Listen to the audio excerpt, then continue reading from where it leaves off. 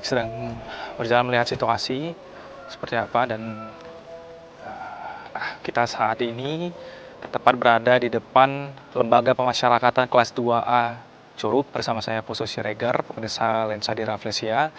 Kita akan melihat bagaimana aktivitas dan kegiatan dari warga binaan.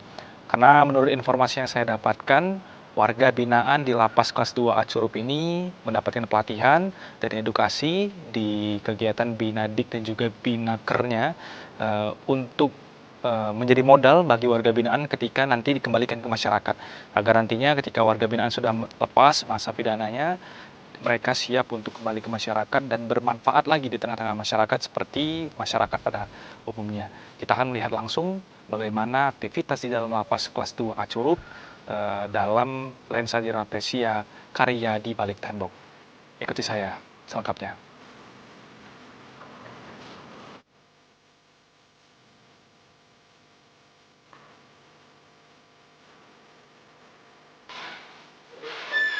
Bang, mau lihat ke dalam? Udah janjian sih. Udah, janjian.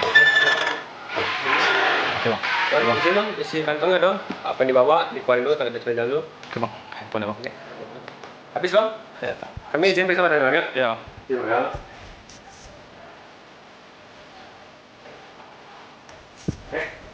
Oke. Habis bang, Bang. Mau ketemu Pak.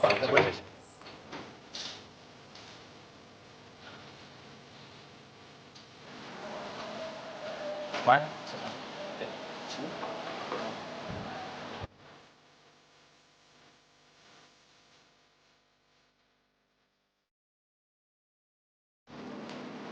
Izin bapak, ada dari TPRI bapak. Oh, Posisi Siregar Pak dari TPRI. Oh, iya. Jadi saya dapat informasi nih bahwa kegiatan di Lapas kelas 2A Curup ini dalam membina warga binaan ini untuk siap kembali ke masyarakat ya Pak. Banyak agendanya di balik tembok ini Pak. Saya boleh tanya dan lihat kegiatannya langsung nih Pak. Oh, iya. Untuk kapasitasnya sebenarnya di Lapas kelas 2A Curup ini ada berapa banyak sebenarnya Pak? Sebenarnya kalau untuk lapas Curup ini kapasitas real itu 435. Tapi sekarang dihuni oleh 735 narapidana dan tahanan. Hampir 2 kali lipat ya Pak ya? Hampir 2 kali lipat. Ya, dapat mungkin pembinaan harus menyentuh setiap warga binaan yang berada dalam lapas Curup. Iya, karena tiap orang juga tetap dapat hak yang sama ya Pak ya, walaupun secara kapasitas dan juga penghuni dari warga binaan ini di luar daripada kapasitasnya Pak. Siap. Nah, tentu mereka harus mendapatkan pembinaan dari lapas Curup ini, baik itu kepribadian maupun kerohanian. Iya, itu terbagi jadi berapa blok tuh Pak? Untuk yang dari 730 sekian orang tadi Pak? Posisi sekarang ada kurang lebih 9 blok. Kalau digabungkan dengan blok wanita juga. Oke. Ada 9 blok wanita, blok pesantren, kita ada blok khusus disabilitas, kita juga punya. Iya. Oke, kalau untuk yang warga binaan rata-rata yang ada di Lapas Curup ini karena kasus apa Pak mereka masuk sini Pak?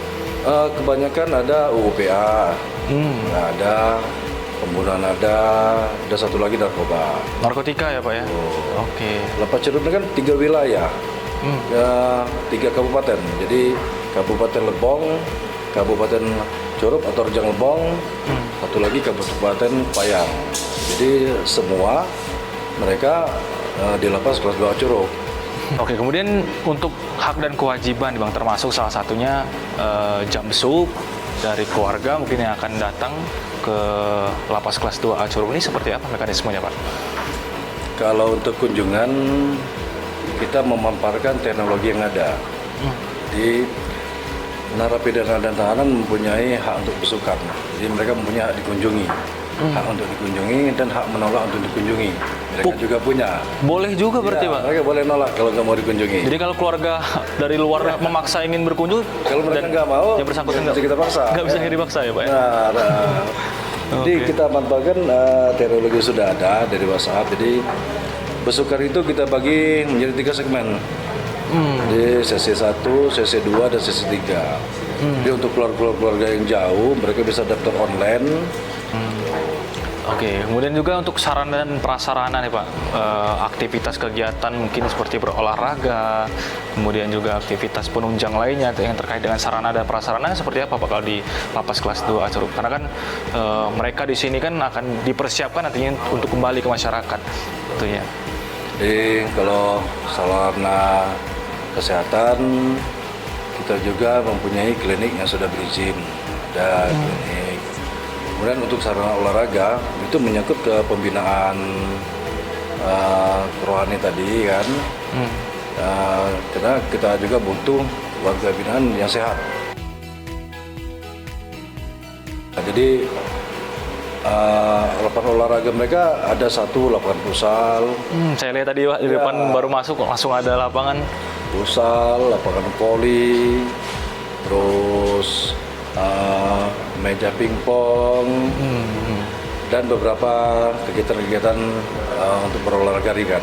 Karena mereka juga setiap pagi digilir dalam satu blok itu ada kegiatan senam pagi. Oke, itu olahraga pagi Pak. Olahraga pagi diharuskan kegiatan olahraga senam pagi mereka. Iya. Jadi karena kita nggak mungkin bisa seluruhnya, kita bagi per sesi per blok. Jadi Oke, ya inilah pemirsa karena ketika saya pertama kali masuk tadi tidak ada sama sekali suasana mencekam ini Pak. Ya, benar-benar sangat memanusiakan manusia di sini kalau bisa saya katakan. Karena orang-orang yang menjadi warga binaan juga harus mendapatkan haknya sebagai seorang manusia biasa gitu ya Pak ya. Sekalipun nantinya akan dipersiapkan juga nantinya akan kembali ke masyarakat dan memberikan kebermanfaatan di masyarakat Bapak. Baik Bapak, saya juga penasaran terkait dengan kegiatan-kegiatan yang untuk membekali nih warga binaan ke depannya supaya dapat kembali ke masyarakat dan juga bekerja mungkin di tengah-tengah masyarakat dan bermanfaat di tengah-tengah masyarakat.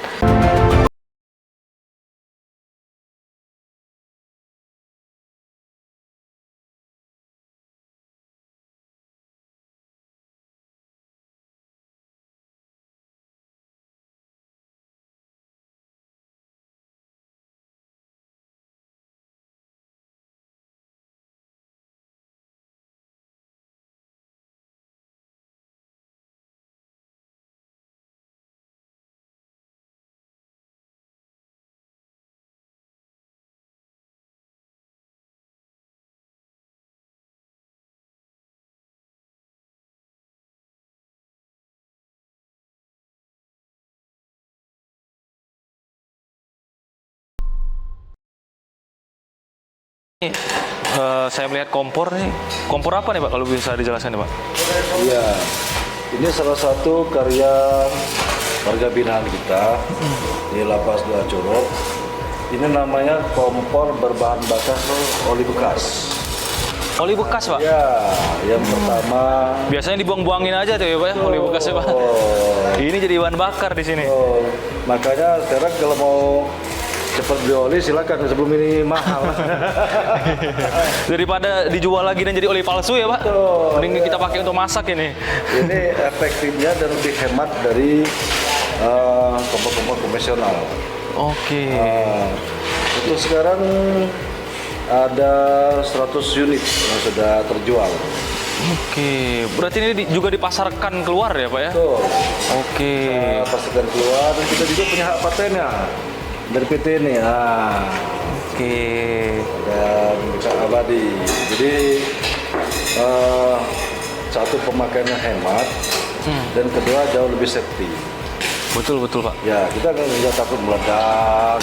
Satu. Ini dalam program apa Pak? Kalau pembinaan terhadap pembuatan. Nah, ini satu pembinaan keterampilan. Keterampilan yang diberikan juga di sini. Jadi Iya. satu warga binaan yang memang sudah bisa membuat kompor oli bekas ini dulu, dia ajarkan warga binaan lain. Oke.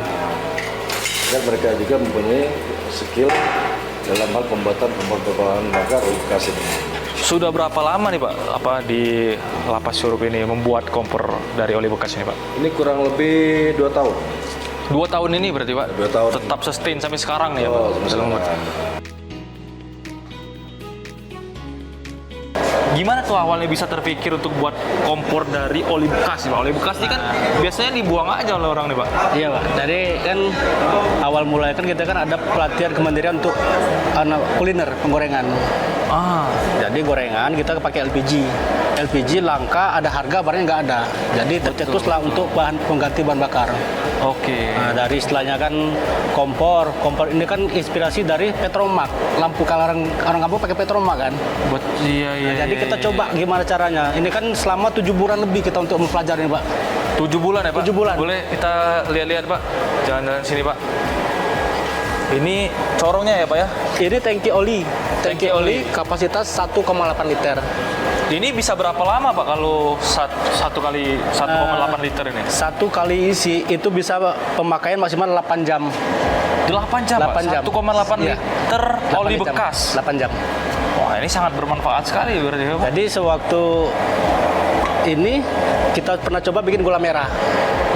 Gula merah itu hasil gula merah 20 kilo itu menghabiskan oli bekas 4,5 liter. 4 liter setengah. Iya, 4 liter setengah oli bekas sebenarnya Iya. nggak susah untuk Nggak mendapatkan susah. dan harganya tidak mahal ya Pak ya? Ya, karena ini kan termasuk limbah, Pak. Iya betul, limbah. Yes. Oke, jadi dia oli bekasnya ini Oli bekas kita masukkan ke tangki. Dari tangki tutup kerannya. oke. Setelah seharus ini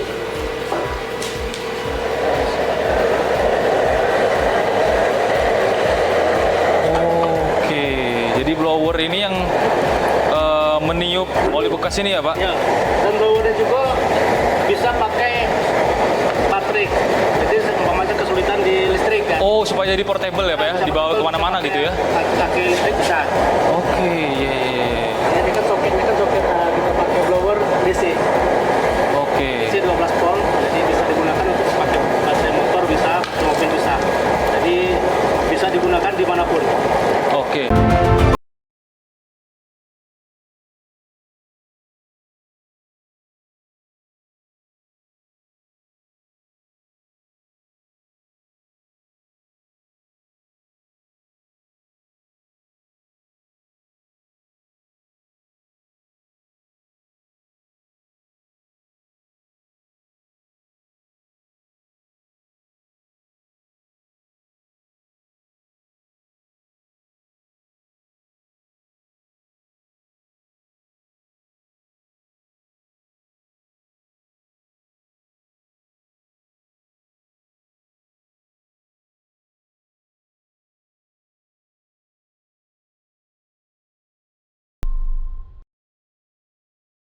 Saran untuk melihat kreativitas lainnya Pak dari warga binaan ya Pak. Ya agendanya dan sampai dipasarkan luar biasa nih Pak. Kalau kompor ini inovasi luar biasa sekali ini. Karena bermanfaat itu Pak. Betul. Nah kalau ini apa nih Pak? Ini salah satu pembinaan kemandirian juga. Oke. Jadi- Bisa kita lihat sebentar nih Pak. boleh.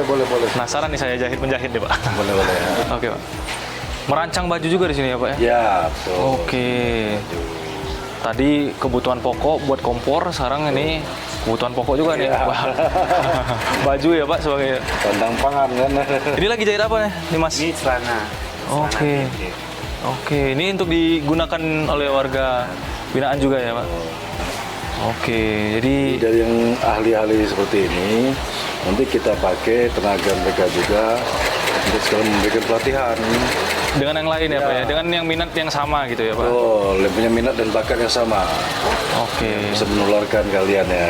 Iya, mungkin yang tangannya takut kena oli, ini Iya. jahit ya Pak ya? Lebihnya. Ada alternatif ya Pak, jadi ada pilihan tergantung minat dari warga binaan ya. Nah, benar-benar.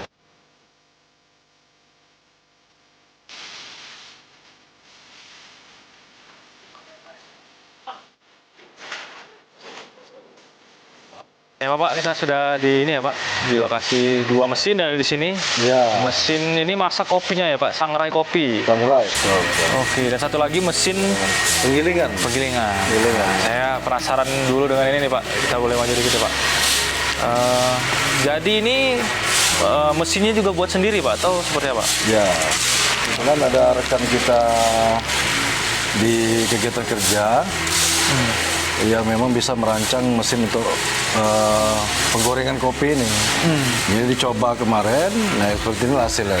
Iya, jadi sebelum sampai produk kopi yang bisa dinikmati, Ya. seruput di rumah, jadi dia dimasak terlebih dahulu nih. Betul, Proses digiling, awalnya ya, Pak. dimasak. Panjang juga prosesnya kopi ini berarti ya, Pak. Oke.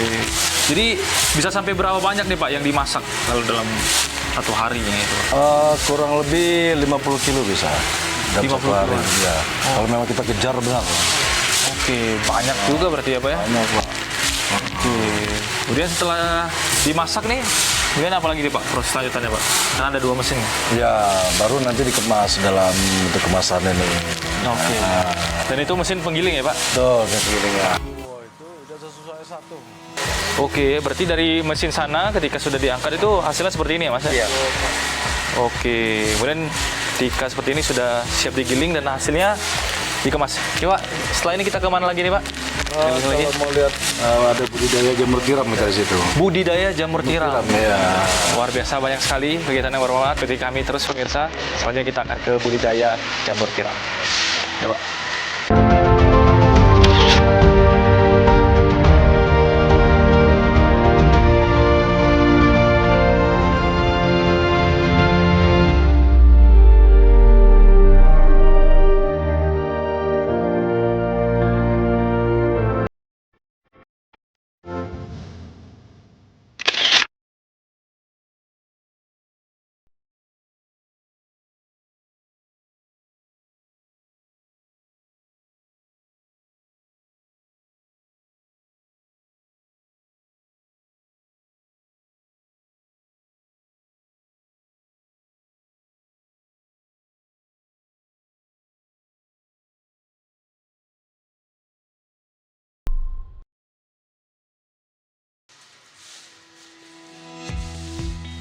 Oh ya ini.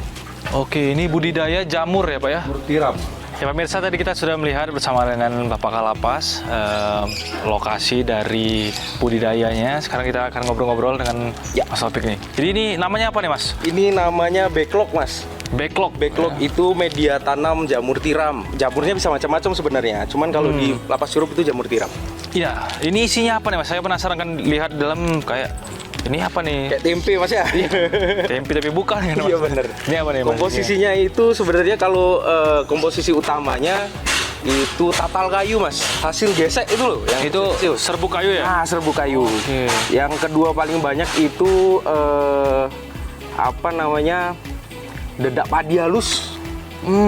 Jadi dedak padi. ya kalau sisanya itu bahan pendukung. Bahan pendukungnya ada beberapa sih yang utama. Kayak misalkan gula pasir itu sebagai starternya. Oke, Jadi makanan dari iya, jamurnya. makanan dari jamurnya. Oke. Terus ditambahkan juga untuk mengurangi keasaman pakai kapur. Jadi dikasih kapur juga. Nanti dikasih air, diaduk, terus di oven. Nah, kalau di oven udah di oven didiamkan 2 hari untuk didinginkan, Iya. baru bisa diisi sama bibit jamur. Bibit jamurnya terserah. Kalau yang pernah kita coba juga itu jamur kuping, sempet Yang suka di sukses juga ya jamur kuping kan. Iya, Tapi iya. di sini kan penyerapannya nggak terlalu Mas ya kalau jamur kuping. Yang banyak itu jamur tiram. Nah makanya kita budidayanya di sini jamur tiram. satu backlog ini berapa banyak gulanya nih Mas kalau satu ini? Dia per 1000 kita produksi Mas. 1000 backlog itu 8 kilo. Jadi airnya butuh sekitar 600 liter. Jadi setiap 100 liter itu kita kasih 1 sampai 1,5 kilo gulanya.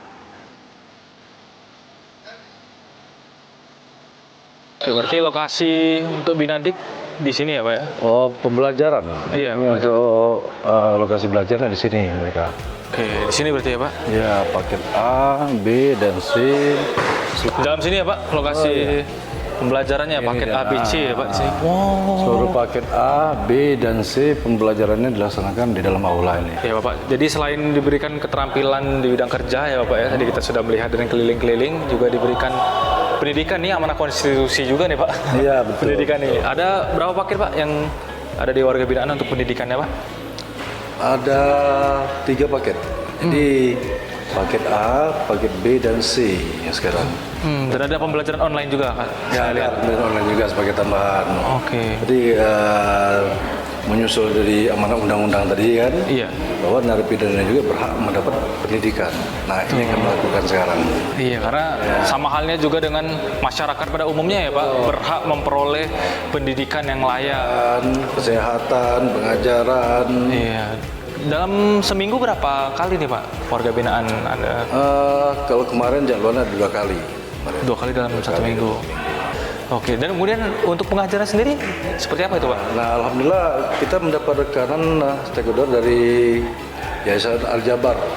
Ya, Al-Jabar yang domisili daerah Curug ini, mereka bersedia menyumbangkan tenaga dan waktunya untuk ikut membina rekan-rekan warga binaan ini. Datang ke sini ya Pak setiap 2 kali dalam 1 minggu ya? Oke, ini sangat menarik sekali pemirsa. Jadi hak keterampilannya untuk bekerja sudah terpenuhi, hak pendidikannya, amanah konstitusi juga terpenuhi, hak hubungannya ke yang maha kuasa juga. Alhamdulillah. Hablum minallahnya juga terpenuhi. Kita langsung saja Bapak, kita menuju ke lokasi kerohanian dari Bapak. Oke, mari Bapak.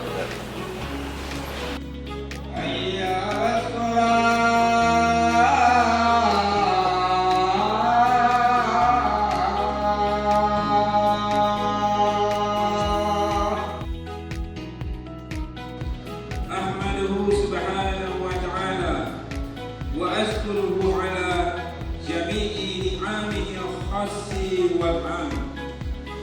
Mengerjakan segala apa yang telah diperintahkan dan menjauhi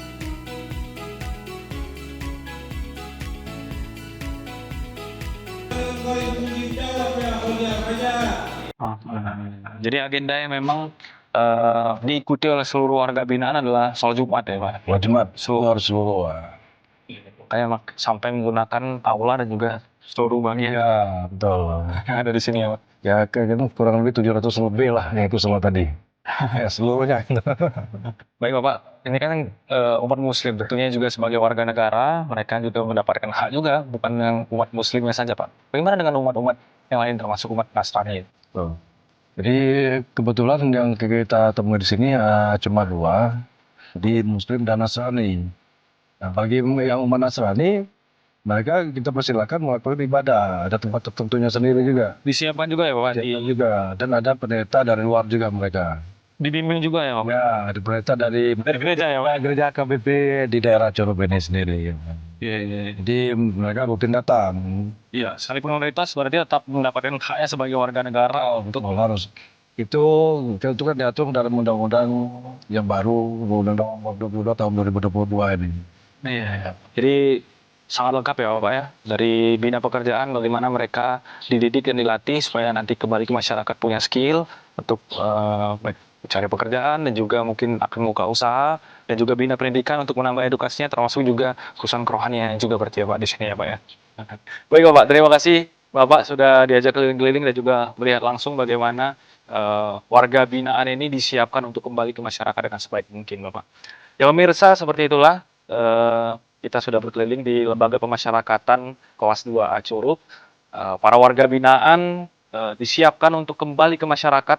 Hal ini sesuai dengan ketentuan peraturan perundang-undangan dalam Undang-Undang Kemasyarakatan tentunya. Tapi bukan hanya diberikan skills untuk kembali ke masyarakat dan dapat mendapatkan pekerjaan dan membuka lapangan pekerjaan dengan baik di tengah-tengah masyarakat, juga dibekali dengan ilmu kerohanian dan ilmu ketuhanannya. Jadi selain hubungan antar sesama masyarakatnya diperbaiki dan juga memberikan efek jerah, juga ilmu kebatinannya ataupun hubungannya ke Tuhan juga diperbaiki di lembaga pemasyarakatan ini. Dan akhirnya pemirsa, saya Poso Siregar mewakili seluruh kerabat kerja yang bertugas langsung dari Lapas Kelas 2A Curug pamit undur diri. Terima kasih atas kebersamaan Anda.